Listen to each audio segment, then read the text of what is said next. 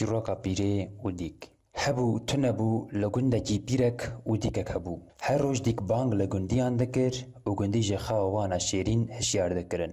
لێ هاوین تێ و پیرێ گەنمێ خوێ لە پاتۆزێ دەخە و تینە گەنمێ خوێ لە حەوشە خوێ بەر ڕۆژێ ڕادەخینە ئەف دیکا ژی پچی بوویە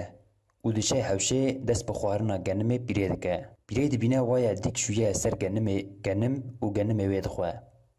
پیرێ بەلەز ڕادەبە سەرخوێ و کەڤرێکی دەگرە و داوێژە دیک ئەو کەڤرا لە چاوێ دیک دەکەڤە و چاوێ دیک توژە خوێن دەبە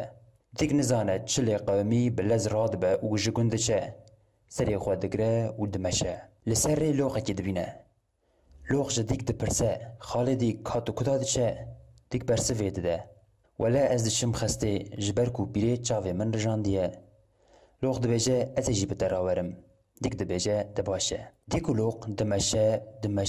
dimeşe marê reş tê serşiya wan mar dipirse xalê dîk tu kuda diçe dîk bersivê dide û dibêje ez diçim xestê ji ber ku pîrê çavê min rijandiye mar dibêje ez ê jî bi we rawerim û mar dîk û loq dikeve rê û dimeşe loq xwe loq dike û diçin pîrhevogek tê ser rêya wan û ji wan dipirse ka çi qewmî ye ka hûn kuda diçin dîk dibêje pîrê çavê min rijandiye ez jî diçim xestê pîrhevok bersivê dide û dibêje çavê te hatiye rijandin divê em heyfa te ji pîrê bigirin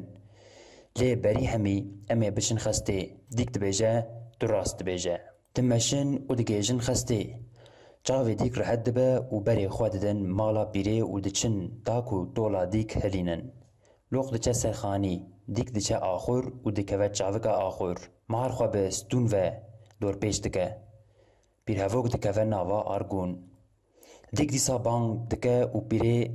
radibe tê pîrê dikeve axur û diçe ser dîk dema digêje ber dîk dîk nikilekî li serê pîrê dixe û pîrê paşa dikeve destê xwe de stûnê mar pê digire nişkeve pîrê xwe ji stûnê dûr dixe û dikeve nava argûn pîrhevok wê di nava argûn da gez dike û pîrê radibe direve derve li ber dêriyê axur loq xwe bera ser pîrê dide û pîrê dimire û dîk jî tola xwe hiltîne